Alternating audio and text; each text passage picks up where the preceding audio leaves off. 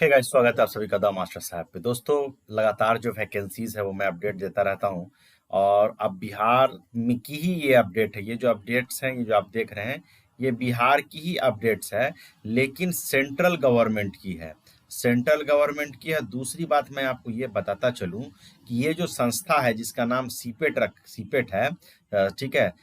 तो ये जो सीपेट है, ये इसके सिर्फ 8 ही ब्रांचेस हैं पूरे, मतलब हमारे इंडिया में जो है, ठीक है। और गवर्नमेंट ऑफ इंडिया के अंतर्गत आता है, मिनिस्ट्री ऑफ पेट्रोकेमिकल में आता है, ठीक है। तो इसके बारे में पहले थोड़ा सा डिटेलिंग जान लीजिए। दूसरी बात मैं ये बोलना चाहता हूँ कि इसमें जो क्वालिफिकेशन है, इसके लिए आपको थोड़ा सा वीडियो को पूरा समझना होगा। इसमें कुछ इंपॉर्टेंट इंस्ट्रक्शंस दिया गया है, इस इंस्ट्रक्शंस को भी आपको समझना होगा। और एप्लीकेशन फॉर्म कैसे भरना है और किस पते पे भेजना है, इसको भी आपको जानना होगा। तो इसके लिए आपको वीडियो को स्किप कर करके नहीं देखना होगा, पूरा समझ के देखना होगा, ठीक है। तभी जाके सारी डिटेलिंग्स आपको समझ में आएंगी। नहीं तो बीच की चीजें छूट जाएंगी, फिर आप मुझसे कमेंट सेक्शन में पूछिएगा, ठीक है। तो ये सारी चीजें, थोड़ी सी वीडियो बड़ी हो जाएगी। मेरी वीडियो तो ऐसी भी बहुत बड़ी नहीं होती है, लेकिन थोड़ी सी वीडियो आपको ये बड़ी हो जाएगी। तो उसके लिए पहले हम लोग चलते हैं इसके वेबसाइट पे, और वहां पे मैं दिखाता हूँ कि ये है क्या चीज। देखिए, ये केंद्रीय पेट्रो रसायन अभियंत्रण एवं प्रौद्योगिकी संस्थान है, जिसको सीपेट कहा जाता है। Central institute of petrochemical engineering, ठीक है, जो कि डिपार्टमेंट ऑफ केमिकल पेट्रोकेमिकल्स में, ministry of chemical fertiliser, government of India में आता है, ठीक है। यहाँ पे ऊपर में लिखा हुआ a premier government of India autonomous institution for higher and technical education in petrochemicals engineering technology. ये थोड़ा सा फुल पेज आपको मैं नहीं दिखा पा रहा हूँ, ठीक है। मैं स्क्रीन का थोड़ा मतलब समझिए 75% आपको दिखा रहा हूँ। ये तो बहुत सारे कोर्सेज हैं, उसको यहाँ पे बार बार वो दिखा रहे हैं। इसके बारे में फिर नीचे भी डिटेल्स दिया हुआ है कि आप जो है क्वेरीज के लिए इस नंबर पे संपर्क कर सकते हैं। अपडेट्स है, सीपेट है। यहाँ पे देखिए, ये टोटल जो है सीपेट आईपीटी जो है, ये टोटल 8 ही सेंटर्स हैं। और सीपेट एसएआरपी एक होता है, उसका 3 सेंटर है। और सीपेट सीएसटीएस होता है, उसका 32 सेंटर है, ठीक है। और 4 सब सेंटर्स टोटल हैं इसके। तो ये सारी चीजें, ये तो बात आ गई इसके वेबसाइट से, आपको जो भी चीजें पता चली उसकी। अब आइए मैं आपको बताता हूँ इस एडवर्टीजमेंट के बारे में। मैं ज़्यादा कुछ बताऊंगा नहीं, मैं सीधे एडवर्टीजमेंट पे आपके लेके चलता हूँ कि एडवर्टीजमेंट में जो है वो क्या चीज़ है। और दूसरी चीज़ ये है कि ये कॉन्ट्रैक्ट बेस्ड जॉब है, इस बात को भी आप समझ लीजिए। संविदा पे बहाली कराई जा रही है और कॉन्ट्रैक्ट बेस्ड है, तो बहुत दिनों बाद जो। और दूसरी चीज़ है कि इसमें इंजीनियर, अब बोलिएगा केमिकल में क्या है, तो केमिकल में इसमें इलेक्ट्रिकल के लिए भी ऑप्शन है, मैकेनिकल के लिए भी ऑप्शन है, बहुत सारे इंजीनियरिंग ब्रांचेस के लिए ऑप्शन है। और लाइब्रेरियन का भी पद है। तो लाइब्रेरियन का एक अच्छा खासा मौका है, बहुत से लोग इंतजार भी कर रहे हैं। तो ये आपको मौका मिलेगा यहाँ पे काम करने का। यहाँ पे देखिए, ये हमारा जो है सीपेट, जो पेट्रोकेमिकल टेक्नोलॉजी है, इसका जो ये डिपार्टमेंट है, ये निकाला गया है सिकंदरपुर इंडस्ट्रियल बिहटा पटना के लिए, ठीक है। इसका यहाँ पे वेबसाइट है, जिसपे मैंने अभी आपको लेके गया था। एडवर्टीजमेंट नंबर यहाँ पे दिया हुआ, इससे भी आप इसको सर्च कर सकते हैं। डेट है 20 अगस्त 2024 का, ठीक है। यहाँ पे बोला जा रहा है कि advertisement for engagement fixed period on contract in CIPET IPT beta for different positions. अब डिफरेंट पोजीशंस क्या है दोस्तों? तो डिफरेंट पोजीशंस में है, यहाँ पे असिस्टेंट प्रोफेसर है, और हमारा क्या बोलते हैं कि लाइब्रेरियन है। अब इसमें देखिए, इसमें जो पोजीशंस है उस पर हम डायरेक्ट डिस्कस करते हैं, क्योंकि वीडियो फिर लंबी हो जाएगी। देखिए, असिस्टेंट प्रोफेसर केमिकल इंजीनियरिंग के लिए, mechanical engineering, petrochemical engineering, waste management, electrical and electronics, physics, chemistry, maths, English, computer science, ये सब असिस्टेंट प्रोफेसर का पद है। जिसमें ये जो 2 पद है, केमिकल और मैकेनिकल, इसके लिए 46,400 रुपये पर मंथ आपको मिलेगा फिक्स्ड। और इसमें जो है 35,000 से लेकर 40,000 के बीच में आपको मिलेगा। और लाइब्रेरियन के लिए 30,000 रुपया पर मंथ मिलेगा। और असिस्टेंट प्लेसमेंट कंसल्टेंट के लिए 35,000 रुपया ये है, मतलब फिक्स्ड कर दिया गया है। सब के लिए एक एक पोजीशन है, ठीक है। तो टोटल 12 सीट्स हैं अलग अलग मिलाकर। अब डिटेल्ड इन्फॉर्मेशन के लिए कहाँ पे जाना होगा हमको? तो यहाँ पे देखिए, यहाँ पे है कि जो डिटेल इन्फॉर्मेशन, एलिजिबिलिटी क्राइटेरिया है, क्वालिफिकेशन है, एक्सपीरियंस या जनरल टर्म कंडीशन है, एप्लीकेशन फॉर्म है, ये सब इस वेबसाइट पे मिलेगा। मैं आपको बताऊंगा कहाँ से डाउनलोड करना है, कैसे डाउनलोड करना है।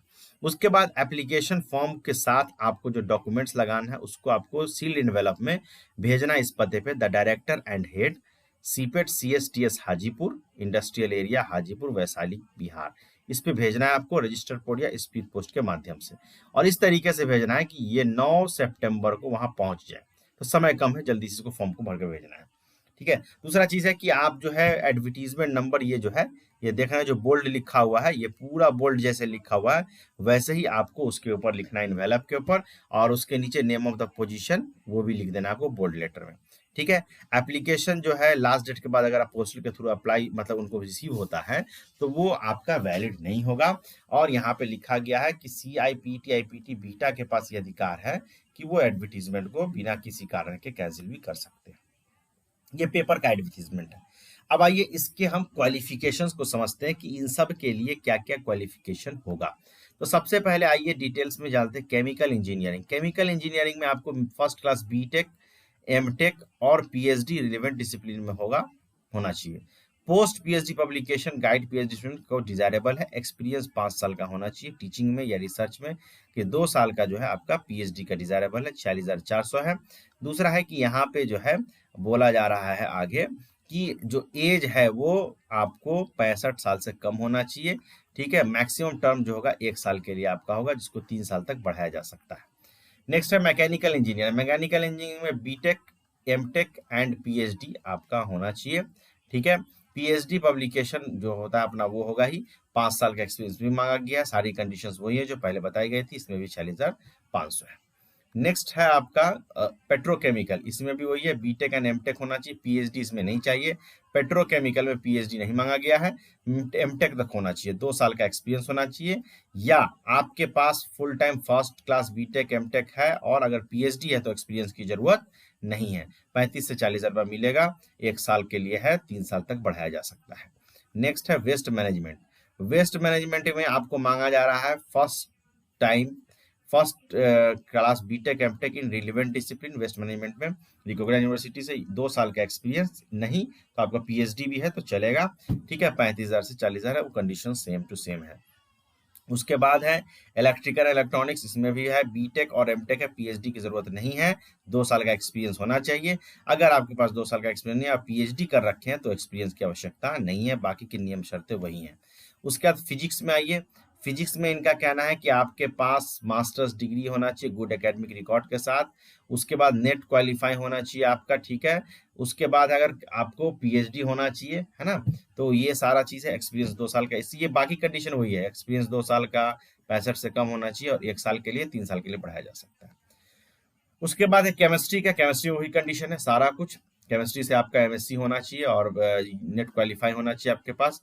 अगर आपके पास पीएचडी है तो आपको जो नेट वेट की जरूरत नहीं है, आप डायरेक्ट ज्वाइन कर सकते हैं। 2 साल का यहाँ पे एक्सपीरियंस उनको चाहिए आपका अपने डिसिप्लिन से रिलेटेड। उसके बाद नेक्स्ट है आपका मैथमेटिक्स के लिए भी वही कंडीशन है, एमएससी होना चाहिए और नेट होना चाहिए। अगर पीएचडी कर रखे हैं तो नेट की जरूरत नहीं है। ठीक है। 2 साल का एक्सपीरियंस। ठीक है। उसके बाद यहाँ पे है इंग्लिश, सेम कंडीशन, एमए, और यहाँ पे सारी बातें वही चीज है। उसके बाद कंप्यूटर साइंस में आइए। कंप्यूटर साइंस में इन्होंने कहा है कि बीटेक एमटेक होना चाहिए, 2 साल का एक्सपीरियंस। अगर बीटेक 2 साल का एक्सपीरियंस नहीं चाहिए तो पीएचडी होना चाहिए। उसके बाद अगर एक और कंडीशन लगा है कि अगर आप मास्टर्स डिग्री किए हुए, एमसीए वगैरह किए हुए हैं तो आपका नेट क्वालिफाई होना चाहिए। ठीक है। अगर पीएचडी कर रखे हैं तो आपको नेट की जरूरत नहीं है। अब ये लाइब्रेरी के बारे में बात है, लाइब्रेरियन के बारे में। लाइब्रेरियन के लिए क्या है कि मिनिमम क्वालिफिकेशन फुल टाइम जो है फर्स्ट क्लास बिलिस या बिलिस साइंस चलेगा और एमलिप भी आईएससी चलेगा, या MLib science with typing PC operation, 2 साल का एक्सपीरियंस, और आपको सिस्टम पे जो है वो आपको काम आना चाहिए। लाइब्रेरी मैनेजमेंट का जो सॉफ्टवेयर होता है जैसे कि जेनीप, कोहा, इस पे आपको नॉलेज होना चाहिए। डिजिटल लाइब्रेरी मैनेजमेंट सॉफ्टवेयर की जानकारी होना चाहिए। ठीक है। ये सारी चीजें दी हुई हैं, 30,000 है, बाकी नियम और शर्तें वही हैं। अब है मिनिमम जो आपका ये है असिस्टेंट प्लेसमेंट कंसल्टेंट, इसके लिए फुल टाइम ग्रेजुएट किसी भी डिसिप्लिन 2 साल का एक्सपीरियंस के साथ होना चाहिए, या आपके पास एमबीए होना चाहिए, 1 year experience in the relevant area में। 35,000 रुपया मिलेगा। ठीक है। 1 ईयर का रिन्यूअल अप टू 3 बेस्ट चलेगा। ये बातें हो गई आपको। जनरल कंडीशन की बात करते हैं तो जनरल कंडीशन की बात समझ लीजिए। तो यहाँ पे इस वेबसाइट पे सारा डिटेल्स दिया हुआ है जो मैं भी ले जाऊंगा फिर से आपको। ठीक है। ये पूरी तरीके से कॉन्ट्रैक्ट बेसिस है, रिन्यूएबल आपका होता रहेगा। ठीक है। और 3 साल से ज्यादा किसी भी केस में आगे को नहीं बढ़ाया जा सकता है, बाकी 3 साल के बाद सोचा जाएगा। ठीक है। उसके बाद क्या है, यहाँ पे जो है इनकम्प्लीट और अनसाइंड फॉर्म आप भेजिएगा तो आपको वो रिजेक्ट कर देंगे। तीसरी बात है कि यहाँ पे देख लीजिए, ठीक है, यहाँ पे जो इनके इंस्टीट्यूट के पास ये अधिकार है कि वो सिलेक्शन प्रोसेस जो है कि कैंडिडेट का कैसे करेंगे, स्क्रीनिंग कमेटी कैसे करेगी, वो उनके पास है, कैसे करना है वो डिसाइड करेंगे। ठीक है।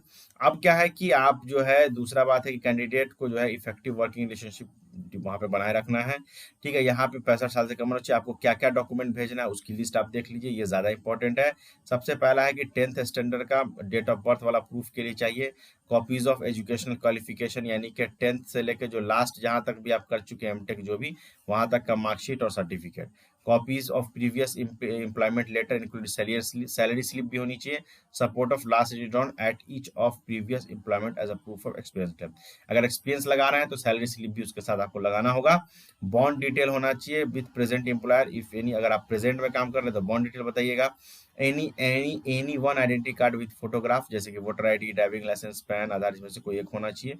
Copy of salary certificate from the present employer, present employer की तरफ से फर्स्ट आपका सैलरी जो है सर्टिफिकेट भी आपका होना चाहिए। तो ये डॉक्यूमेंट्स है। उसके बाद it is mandatory to send self attested copy, सब पे सेल्फ अटेस्टेड कर दीजिएगा। ठीक है। प्रोसेस वैलिड ईमेल आईडी होना चाहिए ताकि जो है आपको उसके थ्रू जो है कॉल लेटर वगैरह जो है आपको शॉर्टलिस्ट कैंडिडेट को सिलेक्शन प्रोसेस के लिए भेजा जाएगा। कोई एप्लीकेशन फी नहीं लगेगा, बिना फी के है, इसमें कोई पैसा मतलब नहीं लगाना आपको। गुड वर्किंग नॉलेज होना चाहिए कंप्यूटर का। और एप्लीकेशन जो है आपको भेजना है कहाँ पे, यहाँ देख लीजिए, director head CIPET CSTS Hajipur industrial area Hajipur Vaishali Bihar.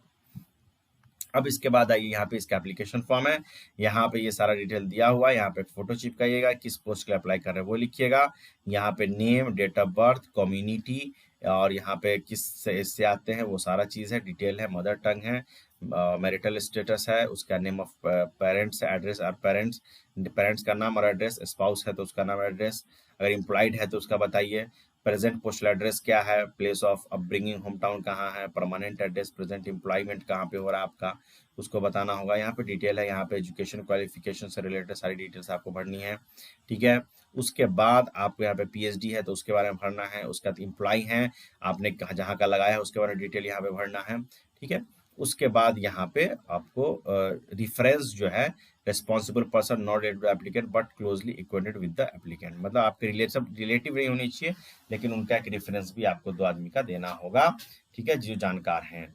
और यहाँ पे details of relative work CIPET, अगर सीपेट में कभी कुछ काम कर चुके हैं तो उसका बताइए।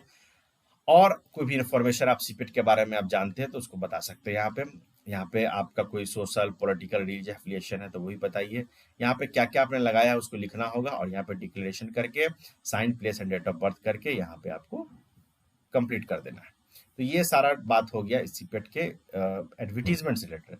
अब ये एडवर्टीजमेंट, एप्लीकेशन फॉर्म, ये सब कहाँ से मिलेगा? तो सबसे पहले तो एक जगह है जो है हमारा टेलीग्राम चैनल, वहां पे मैं इसको अपडेट कर दूंगा, वहां से आप इसको डाउनलोड कर लीजिएगा।